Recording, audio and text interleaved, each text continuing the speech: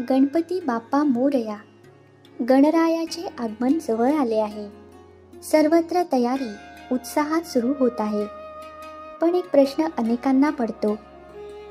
आपल्या कुटुंबात गणेश मूर्ती कुणी बसवावी? चला तर मग पाहूया शास्त्र काय सांगते. गणेश चतुर्थीची पूजा ही संपूर्ण कुटुंबाने मिळूनच करावी. जर भाऊ एकत्र राहत असतील, म्हणजेच त्यांची चूल आणि खर्च एकच असेल, तर एकाच गणेश मूर्तीची पूजा करायला हरकत नाही. पण जर वेगवेगळ्या घरी राहतात, चूल आणि खर्च वेगळा झाला असेल, तर प्रत्येकाने आपापल्या घरी स्वतंत्र गणेश मूर्ती पूजावी. आणि ज्या कुटुंबात एकाच भावाकडे मूर्ती बसवण्याची परंपरा आहे, तर तिथे मूर्ती प्रतिष्ठा त्या भावाच्या घरी असावी, ज्याच्यात देवाविषयी अधिक भाव आहे. गणेशोत्सव साजरा करा श्रद्धेने आणि शास्त्रशुद्ध पद्धतीने.